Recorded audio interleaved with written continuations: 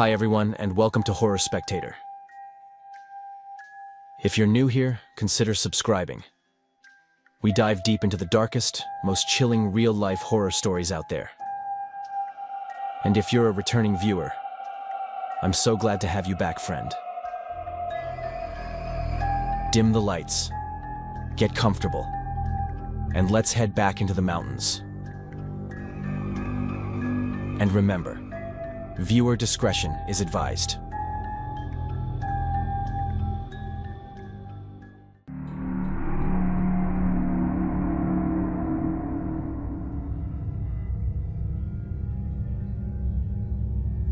I've lived most of my life in Wyoming, out where the land stretches out so far that you can stand still and hear absolutely nothing but the wind.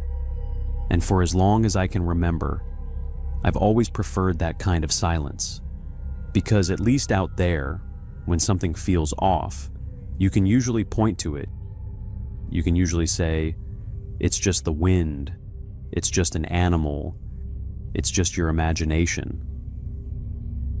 But the problem is, I didn't grow up only there, and the other place I spent my childhood in never gave me that kind of clarity. My grandparents lived in West Virginia, deep in the mountains, in this old house that had been in the family for generations. And when I say old, I don't mean charming old. I mean the kind of old where the wood feels tired, where the walls creak even when no one's moving, where every room feels like it remembers something you don't. My parents always encouraged me to spend time there, said it was good for me, that being close to nature would ground me. And honestly, I loved it. I really did. But even as a kid, there was always something about that house that made me uneasy in a way I couldn't explain. And that feeling was always tied to one place: the attic. It wasn't just that I wasn't allowed up there. It was how strict that rule was, how absolute it felt. It wasn't even up for discussion, and my grandmother enforced it in a way that didn't feel normal. Not like a "don't go up there, you'll get hurt" kind of thing, but more like she was genuinely afraid of what would happen if I did. My grandfather, on the other hand, used to tell me stories about it, always smiling, always acting like it was just for fun. But the stories themselves were never playful. They were creepy. Like they were meant to sound like jokes, but had something underneath them that stuck with me long after he finished talking. And I was a kid. I didn't know how to separate what was real from what wasn't, especially when everything around me seemed to confirm that something wasn't right. Because the attic was always sealed, always locked, always off limits. And the house itself had secrets. I knew that before I even knew what that meant. There were passages in that place, hidden ones. Small crawl spaces behind walls, narrow doors tucked into corners that didn't make sense. And I found them the way kids always do, by accident at first, and then on purpose, turning it into a game, learning how to move through the house without being seen, popping out in places my grandparents didn't expect, thinking I was clever, thinking it was just something fun I had discovered. The best part was that they never knew I knew. Or at least, I don't think they did. And for a long time, it stayed that way. Just a harmless secret. Something that made me feel like the house belonged to me in a way it didn't belong to anyone else. Until the day I found the passage that led somewhere it wasn't supposed to go. I must have been around 8. Maybe a little younger, and I remember it so clearly because even now, thinking about it, I get that same feeling in my chest, like something tightening, like my body remembers before my mind does. The passage was narrower than the others, darker too, like it hadn't been used in a long time. And I followed it anyway, because that's what I did. I kept going until I found where it led, and when I reached the end, there was a door, and it wasn't locked. That was the first thing that felt wrong, because every other entrance to the attic was sealed shut. I knew that.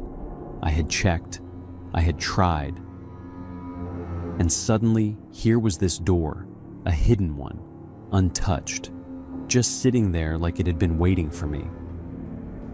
I'll admit, I was scared, but being a kid and not really understanding what danger meant, I was a lot more excited and curious than afraid. So I just opened the door. The second it moved, even just a crack, something hit me. Not physically, not like a gust of air or anything like that, but something deeper, something instinctive, like every part of me was screaming that I shouldn't be there, that I had just done something I couldn't undo. Even at that age, that's exactly what it felt like to me, that something had latched onto me. I didn't see much in the attic, just glimpses, the edge of the attic. Thick layers of dust, webs stretched across beams. The kind of stillness that only comes from a place that hasn't been disturbed in years. But I know it wasn't empty. I didn't see anything. I just knew I wasn't alone in there. And I panicked. I slammed the door, ran back through the passage, barely even aware of where I was going, just trying to get out, trying to get back somewhere that felt normal, shouting for my grandmother before I even reached her, already crying, already terrified in a way that didn't make sense for what I had actually seen. But her reaction made it worse, because she didn't calm me down. She didn't tell me it was okay. The moment she realized where I had been, what I had opened, she broke like something inside her snapped. I had never seen an adult react like that before. That's when it stopped feeling like a childhood fear and started feeling like something real. Everything after that is fragmented. Obviously, what I'm telling you happened years ago, and because of that, my memory isn't perfect.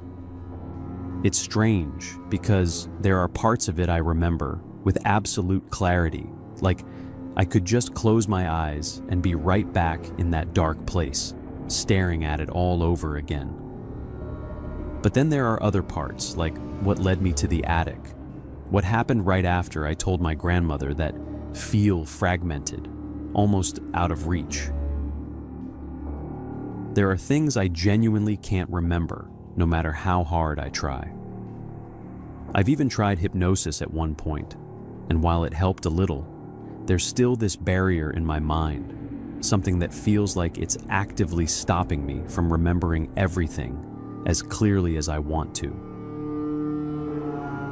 I remember the bath, the water hotter than it should have been, the smell of salt, so much salt that it stung my skin, and her hands shaking while she poured it in, muttering things under her breath that I couldn't understand.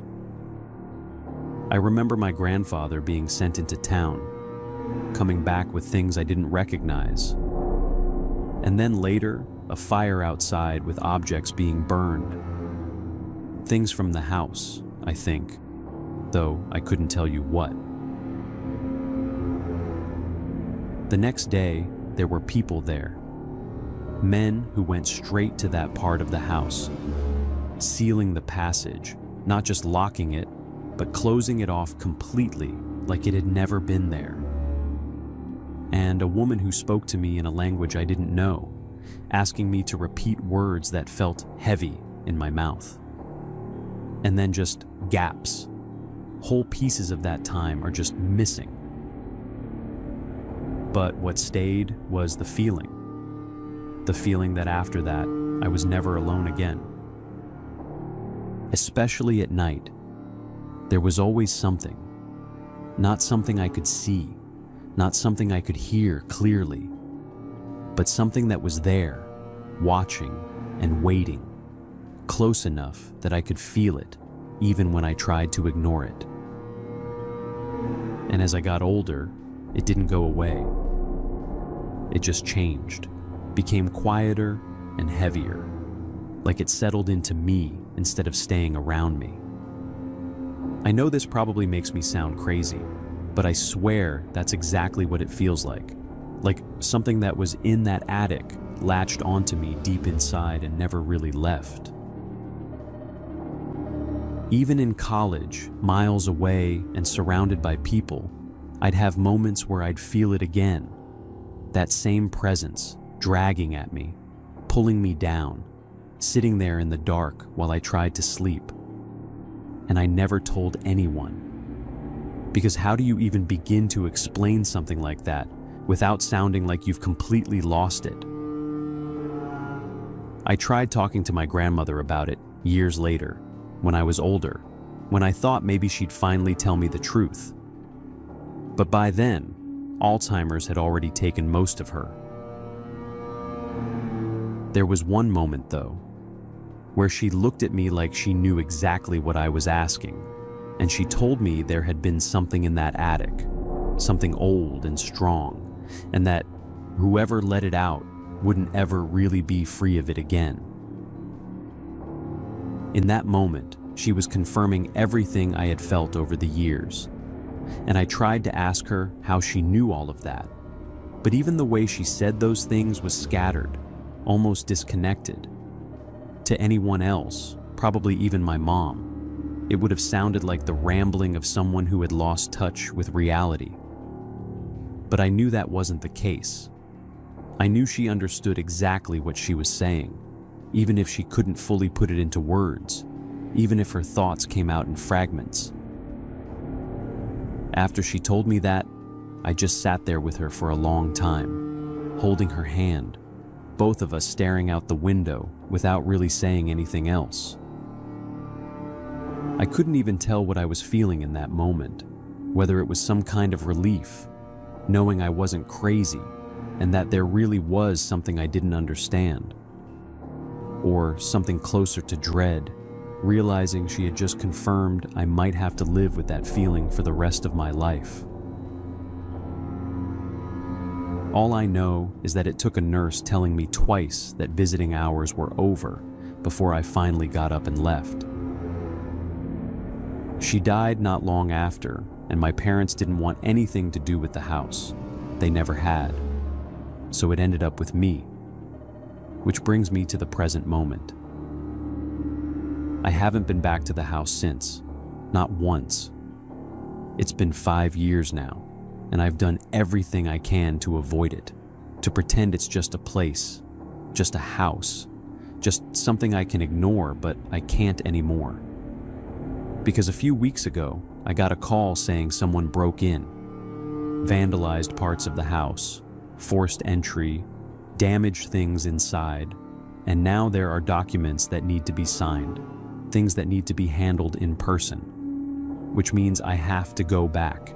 And I don't know how to explain this in a way that doesn't sound insane, but the fear I feel about stepping into that house again isn't just about what's there. It's about what's been with me this whole time. Over the years, I learned how to live with it. Like I adapted to its presence just as much as it adapted to mine. But there were periods in my life that were really bad.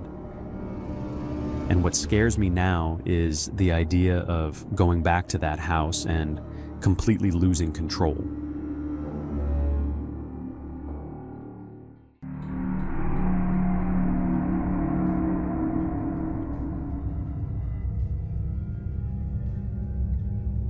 What I'm about to tell you started more than 25 years ago.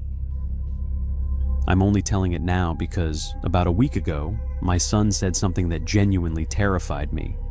And I'm not someone who scares easily, not anymore at least, but this hit differently. And to be honest, I feel a little lost right now, like I don't really know what I'm supposed to do next. I told my wife about it, and she had the exact same reaction I did, completely freaked out. But the thing is, she didn't go through what I went through as a kid, so for her, it's just unsettling. For me, it's something else entirely. So, I guess I need to go back a bit and explain everything from the beginning, otherwise none of this is going to make sense. I've got a 5-year-old son, and everything I'm about to tell you started about 30 years ago, when I was around his age, maybe a little older. I've lived my whole life in the Appalachian Mountains. Never really left, never went to college, and honestly, I don't regret that. I built a life here, learned things on my own, and I'm happy where I am. My wife, on the other hand, she's from Denver. She actually went to college. She's a biologist and studies wildlife out here. And about 7 years ago, she moved here for work. That's when we met, and we decided to stay. It made sense. This place was already my home, and it became hers too. Our house sits at the very end of a dead-end road, so on one side there's a neighbor, but on the other side, and behind us, it's just forest. Thick, endless forest. It's actually pretty similar to the house I grew up in, except that one was even more isolated. My bedroom window back then looked straight into the trees, and now it's the same for me, for my wife, and for my son. So, yeah, this is the kind of place we live in. Quiet, remote, beautiful. But also the kind of place where things can happen without anyone ever knowing. And growing up, I loved it. I really did. But things were different back then.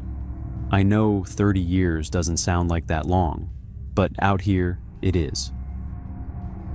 Back then, there were a lot more stories going around about the forest. And not just random stories, warnings really.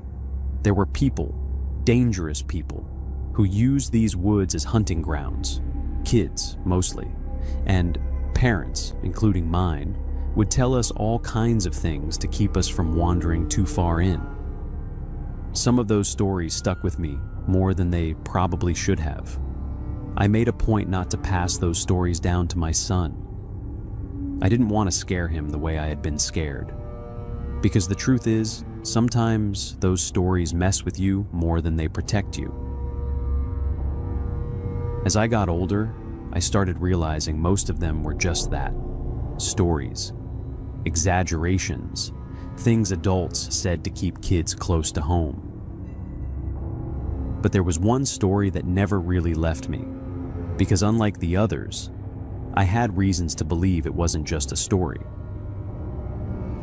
When I was a kid, around 5 or 6, my grandfather told me about a man who had been chained up in the forest by people from the nearby town.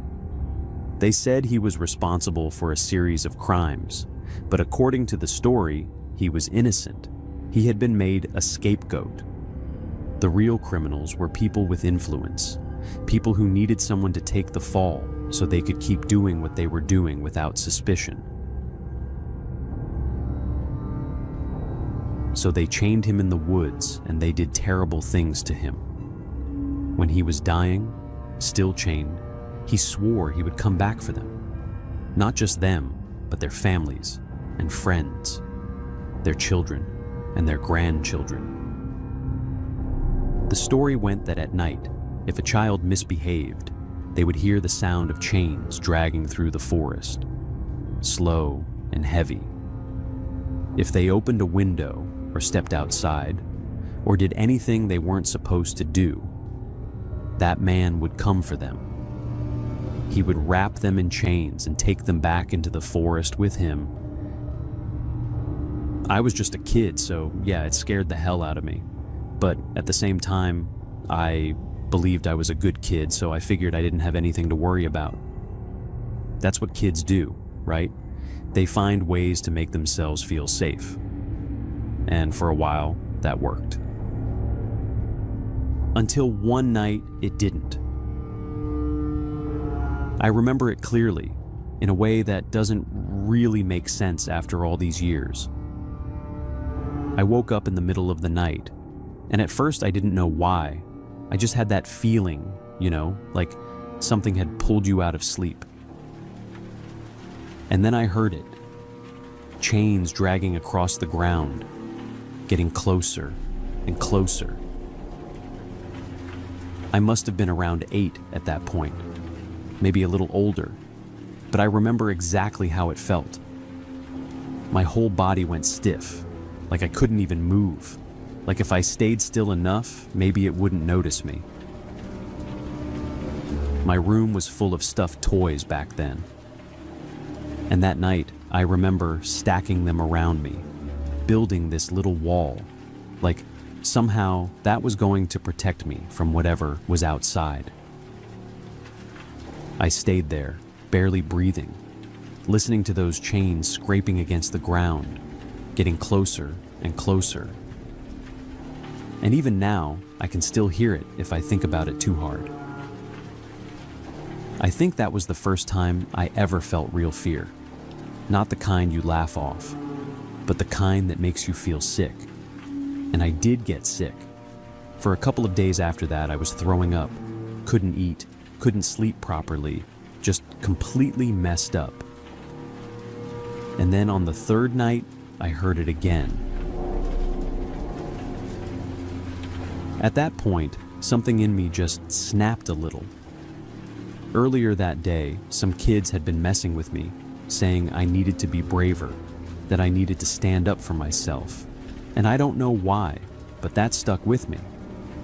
So, even though I was absolutely terrified, I got out of bed.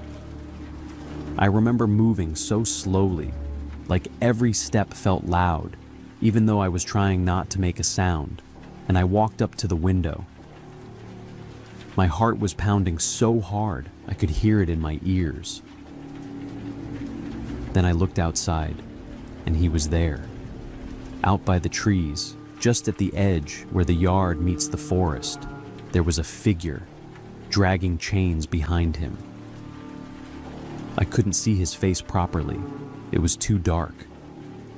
But I could see the way he moved, slow, like he wasn't in any rush because he knew exactly where he was going.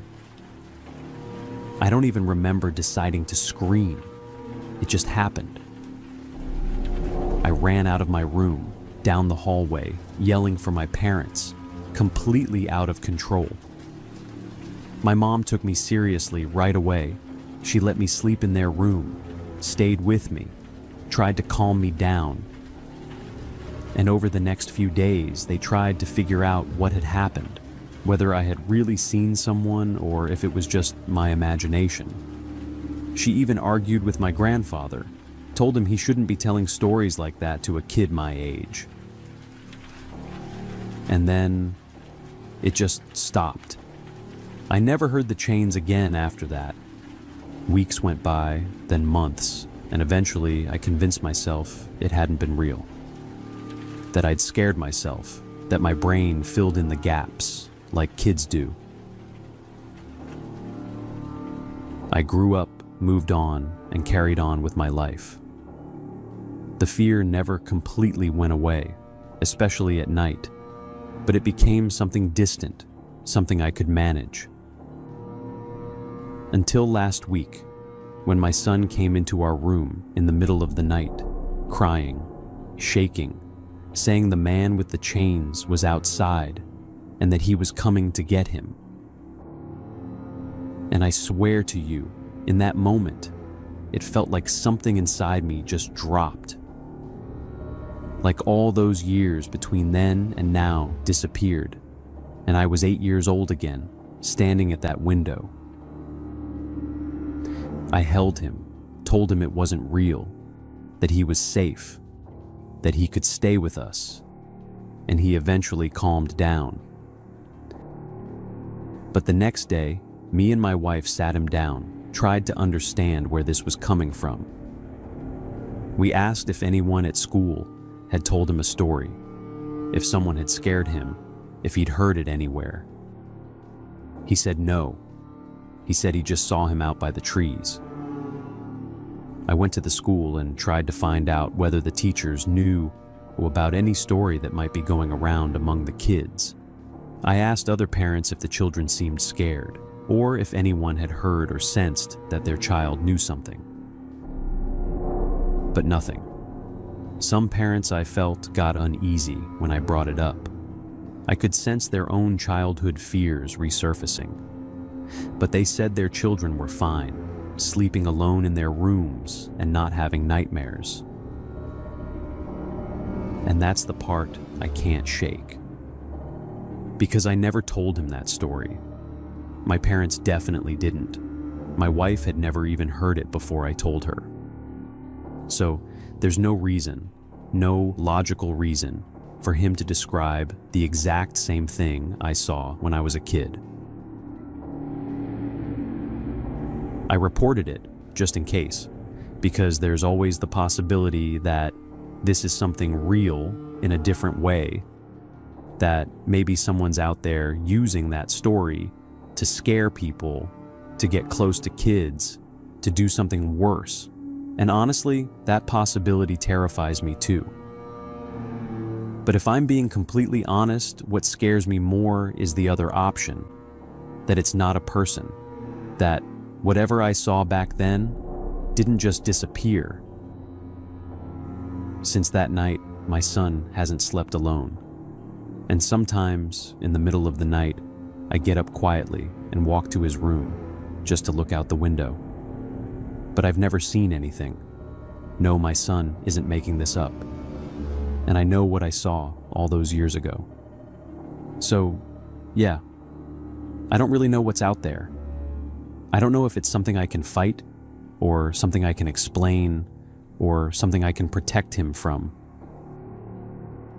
All I know is, I'm a grown man, and I'm genuinely afraid of what might be standing just beyond those trees, waiting for one of us to look a little too closely.